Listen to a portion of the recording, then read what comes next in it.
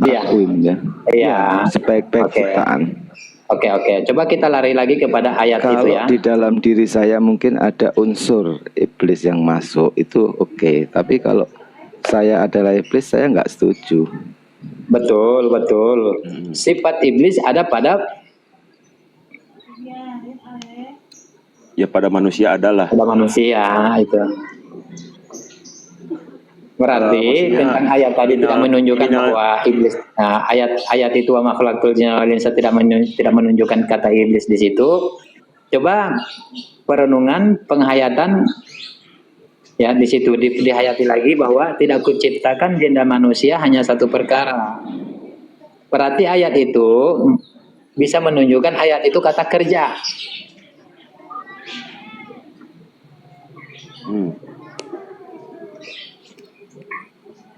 Ya kerja, bukan kerja jasmania tetapi kerja ruhania. Oke. Kalau begitu yang tadi Bang Alen sampaikan itu merujuk sesuatu yang kias ya atau abstrak ya. Padahal di dalam Al-Quran disebutkan bahwa iblis itu benar-benar ada. Bukan iblis yang masuk ke dalam diri manusia, bukan. Betul. Kalau iblis itu dulunya iblis itu dulunya tidak wujud. Dia sebagai non fisik, tetapi atas kesombongannya dia menjadi makhluk seperti kita.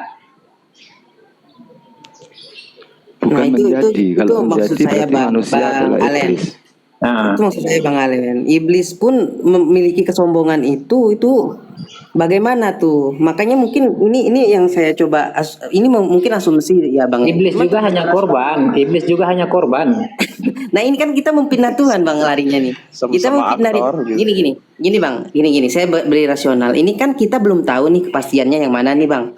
Nah, tapi kita mentuduhkan kepada Tuhan bahwa ini si iblis pun korban juga nih. Dia berbuat kesombongan, keburukan dan merasa-rasa seperti itu ya memang Tuhan yang buat dia gitu. Nah, ini iblis yang dengar mungkin nih Bang nih. Yang udah kenal Tuhannya mungkin ketawa juga nih kalau misalnya ada di depan kita maksud saya. Karena kebenarannya ini belum empirik gitu. Oke. Kalau belum empirik, contoh. Kalau belum secara empirik, contoh ya. Sekarang saya mau pertanyakan kepada Bang Prasangka sendiri, bagaimana Bang Prasangka ketika di suatu pulau tidak ada penduduk lainnya, hanya satu-satunya Bang Prasangka di dalam pulau itu? Bagaimana Bang Prasangka bisa menghibur diri Bang Prasangka di pulau itu ketika sendiri? Ya melakukan sesuatu yang bisa menghibur aja Bang, berarti melakukan sesuatu yang bisa menghibur. Jawabannya sudah jelas ya, bahwa contoh kita bermain dengan tangan, assalamualaikum tangan, maka tangan menjawab waalaikumsalam. Begitu ya. Itu ulang analoginya untuk apa nih? Ini untuk iblis atau untuk siapa? Si Komo lewat. Iya, berarti kalau saya tidak lagi berbicara perihal iblis, berarti kita berbicara tentang bagaimana Tuhan itu sendiri menciptakan manusia ini, kan? Bahwa semuanya kita ini adalah aktor. Nah tapi kan itu yang dikatakan, aku lebih mengetahui apa yang kamu tidak ketahui, kan gitu. Ini yang di pulau ini siapa nih Bang? Tapi dulu, saya belum nyampe nih maksudnya. Itu suatu analogi. Saya mempertanyakan kepada Bang Prasangka bahwa bagaimana Bang Prasangka ketika Bang Prasangka sendiri ada di suatu pulau, tidak ada penduduk lain, hanya Bang Prasangka sendiri, bagaimana cara Bang Prasangka untuk menghibur diri Bang Prasangka gitu. Berarti Bang Prasangka sedang bergurau dengan diri Bang Prasangka sendiri, kan gitu. Ya, yang pertama memang seperti itu Bang. Tapi ada satu nih Bang. Bisa dipertanyakan lagi kalau jawabannya seperti itu. Ada Bang, ada caranya. Ada cara untuk saya tuh tidak untuk menghibur diri saya sendiri itu ada caranya. Saya ini bisa ngapain aja nih. Nih, ini serius nih, bukan celah, memang ada celahnya ini Bang. Nah, celah ini saya ambil. Ini Bang, saya kuasa dalam hal apapun.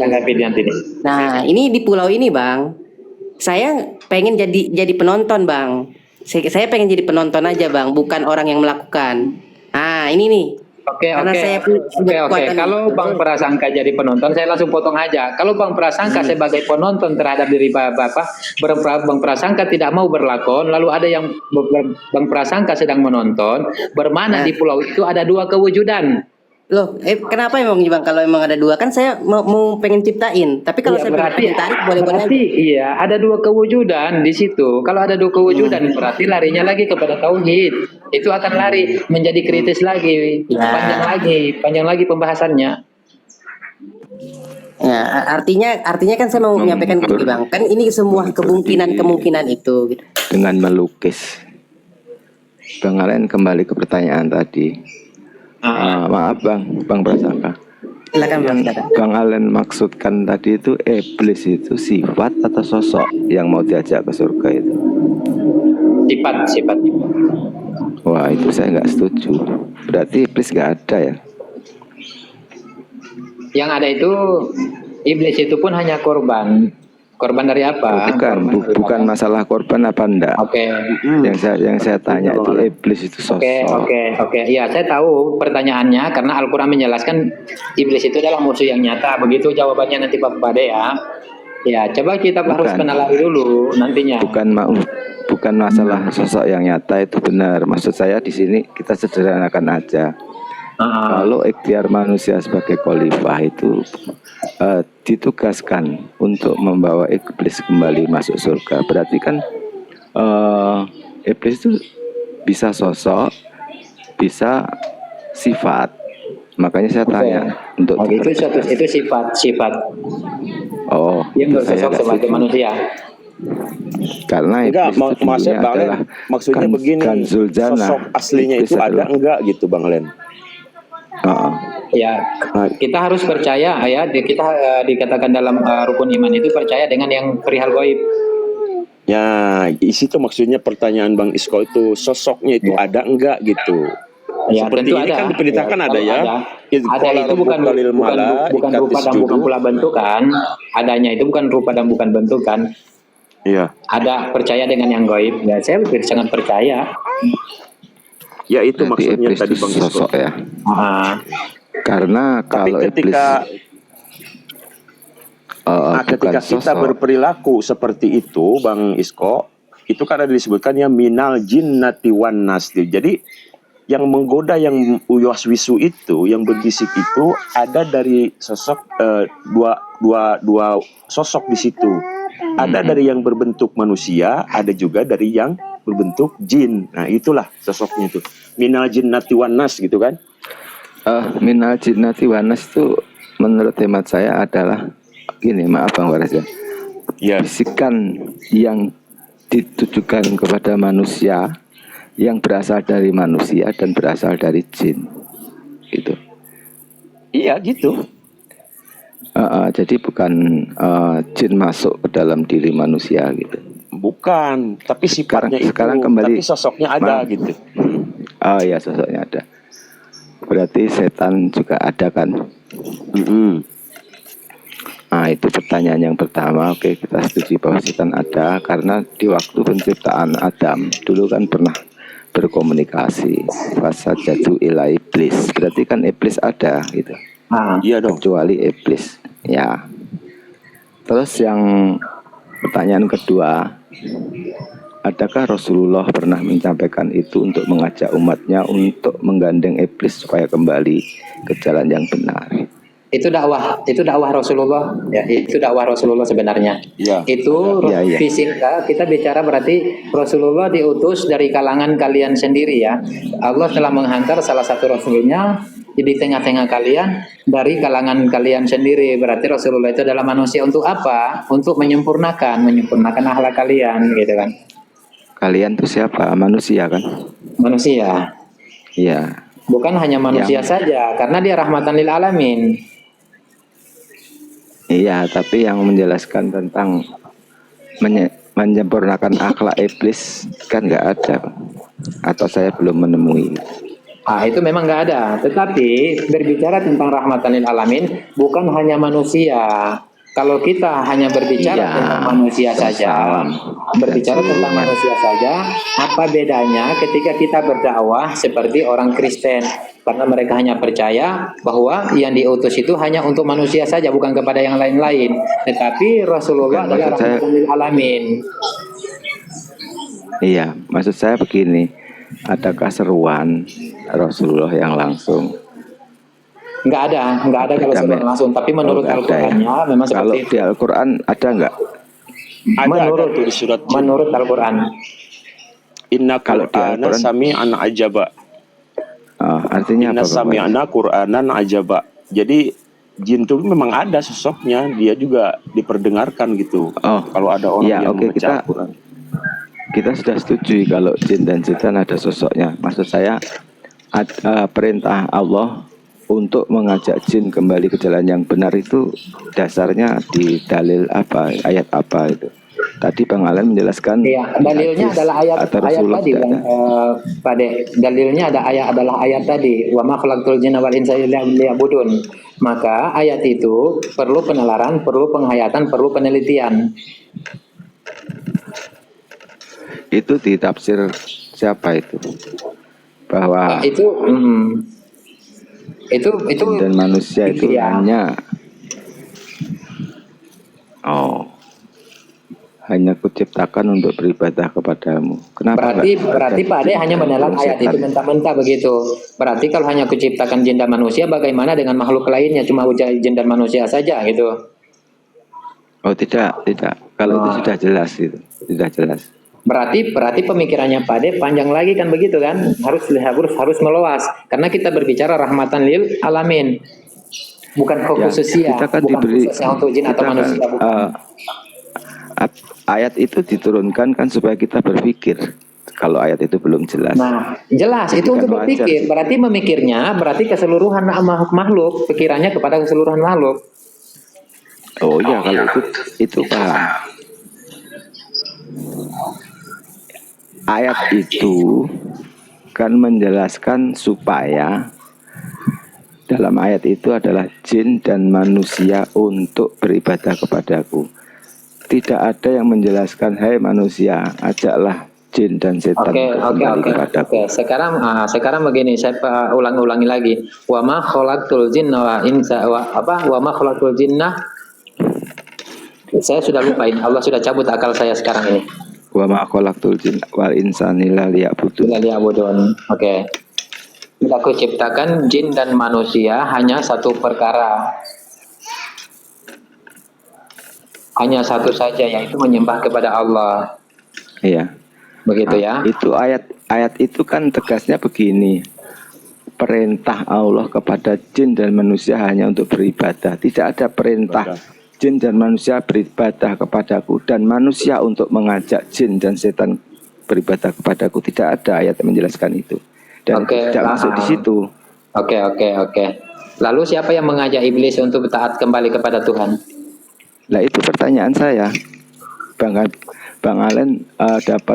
Berarti Pak Ade sudah mempertanyakan siapa yang mengajak iblis itu taat kepada Allah? Ya manusia. Lah ya, tadi kan manusia seolah-olah. Waalaikumsalam. Manusia itu salah satu tugasnya adalah untuk mengajak iblis kembali ke jalan yang benar gitu. Saya kepingin tahu dalilnya, sedang di hadis tadi kan nggak ada. Oke. Dalilnya sebagai khalifah, seperti itu dalilnya sebagai khalifah. Jadi khalifah ini menyeluruh ya, khalifah ini menyeluruh sebenarnya. Enggak, maksudnya gini Bang Alen, yang menafsirkan na'budun di situ ya. Itu kira-kira kalau yang saya tahu ya, ilmu ini sulit ya. Sebagai pengenalan itu kalau nggak salah itu Ibnu Abbas sama Abdul Qadir Jailani. Nah itu yang menafsirkan bahwa yang dimaksud illa liya'budun di situ, ya'budun itu diartikan dengan mengenal. Ya'rifun ya. Ya. Oke, itu tidak ada, tetapi ahli sufi atau arif billah bisa menjelaskan hal itu. Ya situ. Iya betul. Jadi ayatnya di mana Bang? Sebenarnya, ayatnya itu yang tadi disampaikan Bang Alen tuh saya juga yakin ya, arahnya ke sana. Apalagi kalau kita kembali ke pintu belakang, itu sudah jelas bahwa itu adalah chapter ya. Chapter itu halaman 1 cerita, halaman 2 cerita, halaman 3, chapter 1 chapter 2 juga. Cuman tadi seyogyanya chapter-chapter itu dituliskan di dalam Al-Quran gitu loh. Ya, karena saya nggak tahu chapter itu atau skrip itu saya belum ketemu di Al-Quran itu bahwa manusia salah satunya sebagai khalifah itu adalah mengajak iblis untuk kembali ke jalan yang benar. Hanya itu saja. Itu kan kita ada ayatnya itu ya Bang Faris ya yang Iya, saya sendiri juga lupa. Ketika iblis tadi membangkang lalu dia diturunkan dari bumi, maka iblis tidak tahu informasi apa yang diberikan, tugasan apa yang diberikan kepada baginda Nabi Adam. Bukan baginda Nabi Adam alaihissalam atau kakek moyang kita. Iblis nggak tahu tugasan apa. Ternyata tugasan yang diberikan Allah kepada kakek moyang kita Nabi Adam adalah sebagai khalifah. Berarti kekhalifahan itu mengajak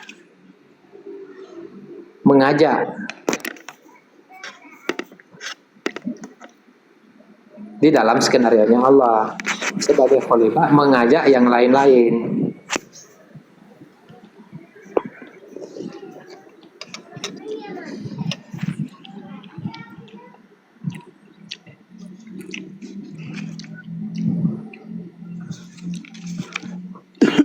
Iblis mana tahu apa tugasan yang diberikan kepada kakek moyang kita Nabi Adam itu. Iblis nggak tahu karena dia diturunkan duluan.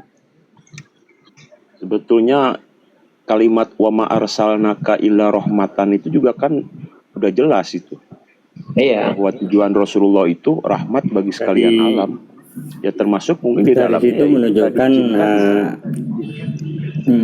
dari itu menunjukkan ciptaan Allah itu tidak hanya pada manusia, tapi Allah menciptakan makhluk-makhluk lain.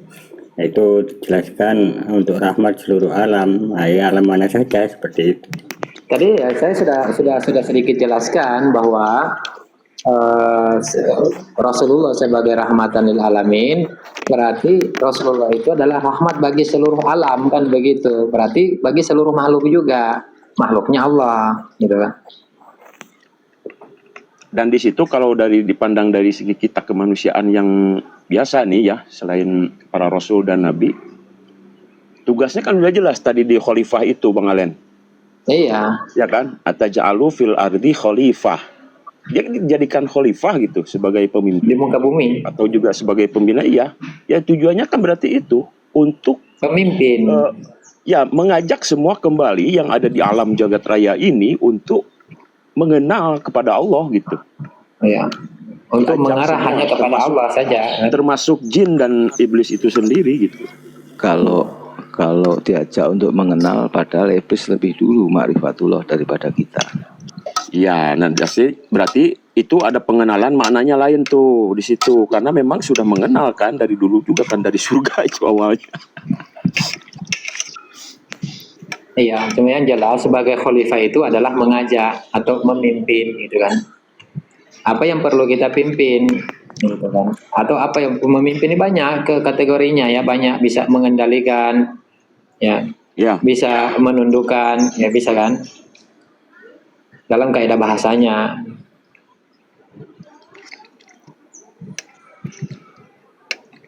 Jadi dalam artian tidak mengenal secara sebenarnya gitulah.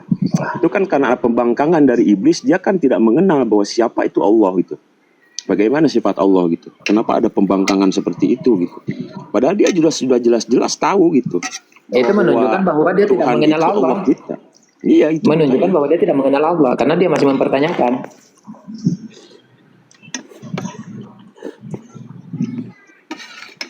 Seperti kita lah kan, misalkan kita itu merasa sudah mengenal Allah, Bang Alen ya. Padahal sebenarnya itu tidak sepenuhnya kita itu mengenal Allah secara sebenar-benarnya gitu. Maksudnya dengan batasan ilmu lah di situ, maksimal mungkin yang Allah kasih tahu kepada kita. Jadi diartikan pengenalan begitu tuh bukan secara ini, tidak seutuhnya gitu, mengenal dengan baik-baik tuh enggak. Makanya si iblis itu, kamu ini katanya nggak kenal saya dengan sebenar-benarnya gitu. Nah disuruhlah diajak kembali.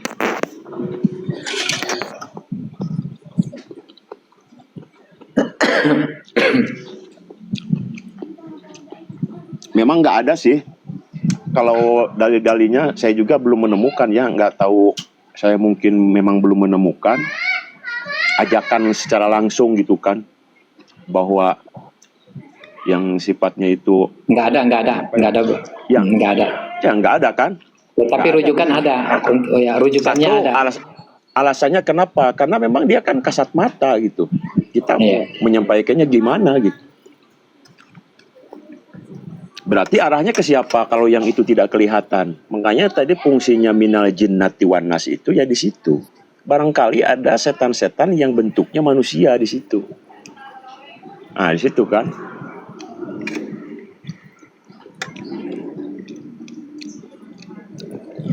Minal jinnati wan nas. Makanya Kalau Arif Billah bisa menjelaskan hal tersebut. Makanya dalam hadis itu dikatakan, carilah cahaya-cahaya arif, bukan cahaya-cahaya mursyid kan? Sebelum kewafatan mereka itu sendiri.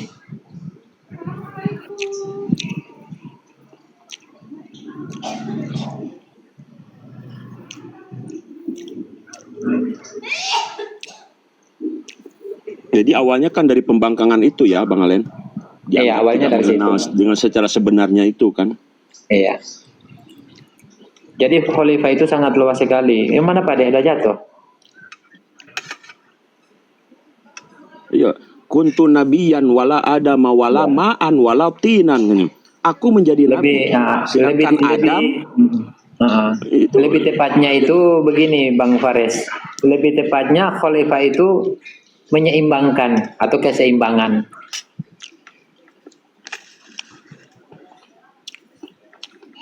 ya khalif itu kan sebetulnya yang mengikuti dari belakang, yang sudah kemudian gitu kan.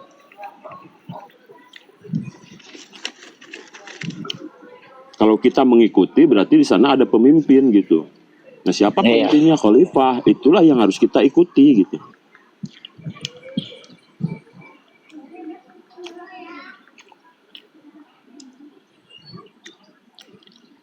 Kalau kita mau mempertanyakan dari mana perkataan itu, dari ulama siapa, dari apa siapa, maka itu tidak ada kita dapatkan, tetapi kita bisa dapatkan dari arif billah,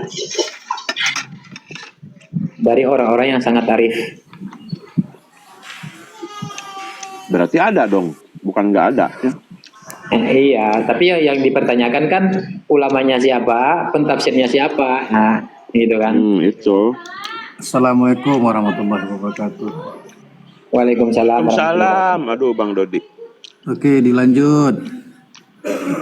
Bang Jihan, sahabat. Iya, Bang Dodi. Masawati sab'i warabul arsyil karim.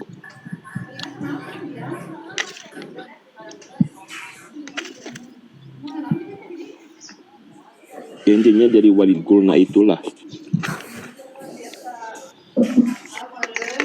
Gimana tadi Bang Prasangka, masih ada? Ya, dilanjut Bang Prasangka. Ya, gimana Bang? Ya.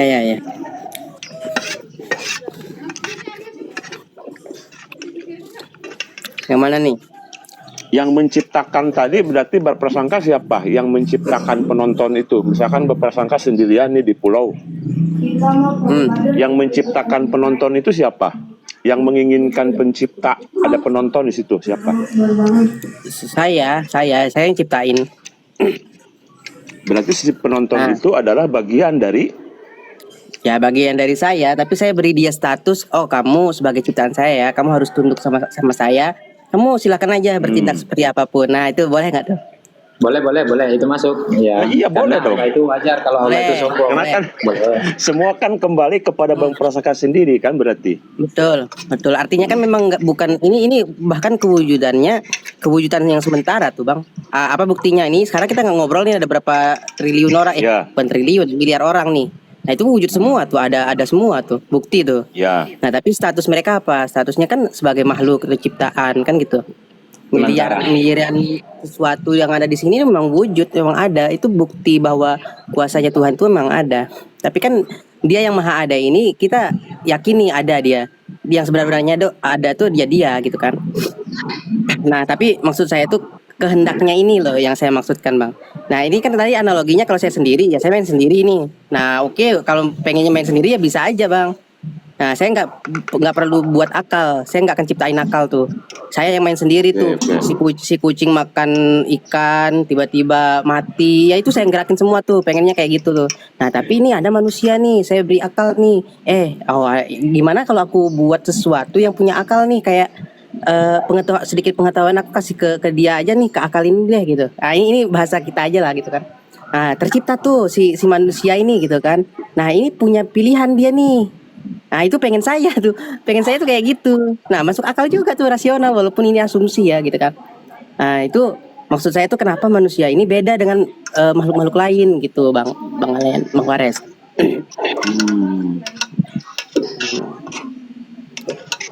Iya. Nah itulah kerennya manusia itu. Bahkan kita nggak percaya Tuhan tuh bisa loh bang. Nah coba. Nah itu kan pilihan yang bentuk akal itu. Ya tadi kan Bang Prasangka kan menghadirkan penonton supaya ada penonton, kemudian kita bisa dilihat gitu kan, biar supaya orang itu nonton.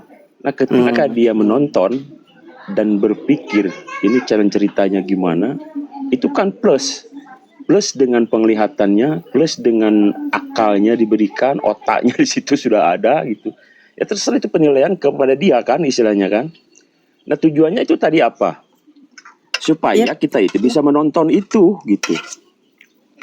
Jadi ketika kita saat bisa kok ini gini ya, berpikir pun itu yang tadi kata Bang Alen itu, Pak alhamaha fujuroha.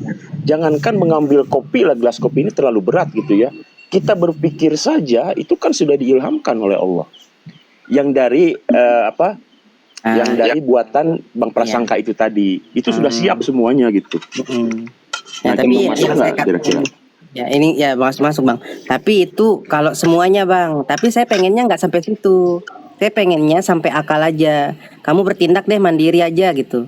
Nah tapi walaupun dia dengan kemandirian dia, saya bisa kok untuk misalnya mencabut akalnya itu. Nah bisa-bisa aja kan saya mah kuasa tuh posisinya tuh di situ. Ya. Naik Waji, naik Waji. Nah gitulah. Nah, artinya kalau mungkin saya bang ya, kenapa ada free will juga ya bang Fares tuh. Nah itu pembedanya. Nah, itu masuk ya, masuk itu Bang Prasangka untuk sebagai penonton itu masuk. Kenapa? Karena wajarlah kalau Allah itu menyombongkan dirinya. Wahai Prasangka, ini loh ciptaanku atas kuasaku, atas kehendakku. Wajar dong. Harus ada yang tahu kan bang? Harus ada di luar dia dong biar itu. Iya. Harus ada di luar itu dong. Itu maksud saya bang. Nah, makanya barulah kita bisa berusaha bermakrifat kepadanya, mencoba patuh pada apa yang diperintahkan. Nah itulah maksud saya bang. Tapi kalau misalnya ini dia semua nih ngelakuin ini, ya gimana kita bilang? Dia ngomong sendiri. Ketika manusia berbuat keburukan, berbuat kemaksiatan, kejahatan, sejahat-jahat apapun, kesucian Allah tidak tersentuh dengan perbuatan manusia. Ya. Nggak tersentuh. Jadi kondisi Bang Prasangka ini sekarang dalam kondisi apa tuh? Masih ada yang mengganjal apa kira-kira? Ya itu tadi ya. Bukan. Ini kan kalau saya tuh meyakini memang karena akal itu bang. Jadi kita memiliki tanggung jawab gitulah. Nah kita mau marifat apa enggak nih? Nah itu kan ada akal nih mau nerima kayak gitu apa enggak? Atau misalnya enggak nerima Tuhan sama sekali, enggak ada bukti toh ini semua alam kok gitu misalnya kan. Nah itu akal semua tuh mikir tuh, bahkan Tuhan pun bisa jadi enggak ada tuh gitu. Saking kerennya akal ini yang dibuat gitu. Nah cuman karena keyakinan kita kepada Quran dan hadis gitu kan.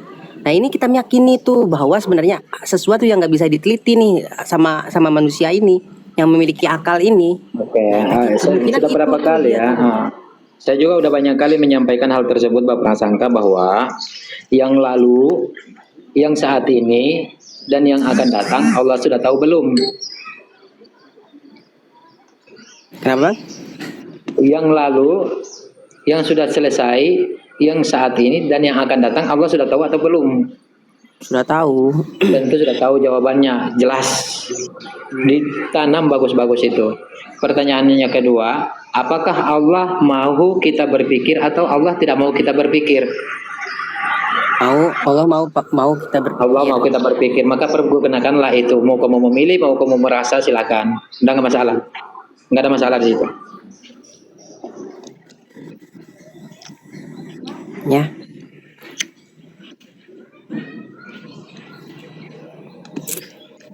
Bang Prasangka ini kan senang banyak celahnya gitu. Saya juga senang kadang-kadang dengarnya gitu waktu itu sama Bang Abdi juga gitu. Ya bagus itu, bagus. Jadi kita juga berpikir lagi gitu secara mendalam gitu. Bahwa memang kita itu tidak lepas memang, tapi kalau sudah dinafikan itu semua itu memang benar, kita itu seolah-olah gitu. Seolah-olah gitu. Bahwa kita itu yang punya keinginan, kita yang berpikir. Caranya kita sadar ini Bang. Coba Bang Paris, coba ini yang ngomong siapa Bang? Coba kita berpikir seperti itu, kita seolah-olah ini siapa yang berpikir, coba Bang? Coba nih, kalau misalnya bukan akal nih, siapa hakikatnya? Nah, tapi saya nggak setuju nih kan? Nah, saya nggak setuju nih. Siapa yang nggak setuju nih sekarang Bang? Nah, Bang Paris bilang gitu nih. Kalau akal sama akal, makhluk sama makhluk nih boleh tuh masuk akal, rasional juga tuh. Tapi kalau misalnya boleh, dia sama tuh. Dia, nah dia sama dia, ini siapa yang benar nih sekarang Bang? Analogi saya bisa jadi benar, analoginya Bang Faris juga bisa jadi benar tuh. Nah tapi kalau misalnya kita sematkan pada si ciptaan nih yang berpikir seperti ini gitu, dia yang memilih untuk berkata-kata seperti itu, memahami seperti itu, ya wajar makhluk gitu kan, berdebat dia gitu kan. Tapi kalau dia sama dia, terus kita udah paham, oh kita sadar nih, oh ini dia nih yang ngomongin, bahkan saya berpikir ini dia nih kan. Nah tuh coba. Saya pun yang berpikir kayak gini Bang. Nah saya menyalahkan Bang Paris, anggaplah seperti itu. Nah ini siapa yang menyalahkan nih? Berarti kan saya yang benar ngerasanya. Nah mungkin Bang Paris juga seperti itu. Nah posisinya Bang Paris, oh ya seperti ini. Oh berarti kan saya yang salah. Tapi kalau kita ngomong hakikat kan, hakikatnya kita ini sama, satu. Tapi kalau misalnya hakikatnya sekarang itu emang akal tuh, akal antara akal dengan akal. Nah debatlah kita, masuk akal tuh kalau ini makhluk nih. Gitu, makanya free will tuh ada kalau di sisi saya gitu Bang. Merasa seolah-olah, silakan. Iya tadi seolah-olah gitu. Iya boleh aja seolah-olah, bahkan seolah-olah mungkin akal itu yang mengatakan itu bukan Allah. Dan begini Bang Prasangka, kan kita juga ya, terus secara kita bermasyarakat, bersosialisasi gitu kan dengan tetangga, dengan teman, dengan semua di pasar apa gimana gitu. Oh ini uang siapa? Itu uang saya. Nggak mungkin kan kita jawab sebenarnya hakikatnya ini dari Allah. Kan nanti gila juga kita sangkanya gitu. Ya kan? Jadi kalau untuk hal itu mungkin kita ada di dalam di dalam keyakinan kita sendiri gitu, simpan gitu. Ya kalau kita mengatakan bahwa ini punya saya, ini istri saya, ini anak saya, ya jawablah secara bermasyarakat, secara sosialisasi gitu, gimana? Jawab itu siapa menjawab Bang. Nah itu kan kita harus berusaha. Tapi di dalam keyakinan kita yang sudah kita yakini atau yang sudah kita pahami, kita harus menggarisbawahi itu bahwa semua ini dari Allah. Itu harus akui. Nah itu jelas. Ya kan pula langsung ini anakku anaknya Allah, ini istriku istrinya punyanya Allah. Gini. Ya, jangan dijawab seperti itu, nanti orang bingung gitu. Nah, gini, nanti saya ini agak bodoh nih analogi saya. Nanti saya pinjam istri orang kan itu Allah juga tuh. Maksudnya dia pemiliknya dia sama-sama aja gitu. Saling pinjam nggak apa-apa jatuhnya nanti. Kalau misalnya saling paham ya Bang ya. Karena loh emang ini satu yang punya kok, nggak usah ngaku-ngaku deh. Nah, ini rasional ini lagi nih agak ekstrim nih pemikiran lagi nih. Kalau coba kita sepakat nih semua nih, anggaplah semua kita sepakat nih Bang. Apa sih yang bukan punyanya Allah tuh? Nggak ada kan? Kita saling pinjam deh, men. Apa yang kita bisa saling pinjam nih? Nah, ya kan toh juga satu yang punya kok, bukan kita yang ngaku-ngaku deh, kan gitu. Ya bisa aja kan, memang benar sih, memang benar. Dia bisa berbicara, dia bisa mengatakan karena semua punya Allah kan. Dia berbicara dalam ranah kesadaran. Emang benar itu kalau secara logika begitu. Ya semua punya Allah, tentunya kita bisa dong pinjam istri orang gitu kan, ngambil barang orang. Tapi di situ kan ada aturan yang itu datangnya dari Allah juga, yang disebut Al-Quran dan Sunnah gitu kan. Dan kita juga itu tidak semua paham dan mengerti. Itulah yang mengatur kita. Yang kedua mungkin ada hak adami ya. hak adami itu mungkin dulu nih kalau saya jadi orang yang pertama, saya bisa memiliki alam raya ini semua, jagat raya ini. Ini tanah saya nih, karena saya yang diam seorang di sini gitu. Atau di satu tempat deh yang belum dimiliki oleh si orang itu gitu kan, di mana kayak mau di gunung, kita boleh mengakui itu di gunung itu punya siapa, di hutan. Ini hutan saya karena saya tinggal di sini gitu. Kalau siapa yang mau beli harus bilang ke saya gitu.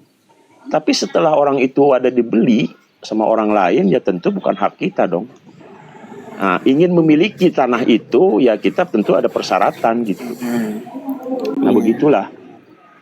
Jadi ada aturan yang itu juga diberikan oleh Allah melalui apa? Ya melalui Al-Quran. Nah, diberikan Bang. Nah, yang diberi ini sebenarnya Bang. Nah, ini kita diberi. Nah, bukan dia yang melakukan, kita diberi. Ibaratnya gini Bang, ini analogi lagi nih. Ini kan saya punya motor nih Bang. Saya pengen bakar motor ini, terserah saya sebenarnya Bang. Tapi sekarang gini aja deh. Saya karena punya banyak motor nih Bang Pares. Iya. Nah, saya kasih nih Bang Pares nih satu motor saya. Bang Pares silakan mau pakai apa silakan aja deh. Mau bakar apa gimana silakan deh. Nah, itu kan ketika saya mengatakan seperti itu. Nah,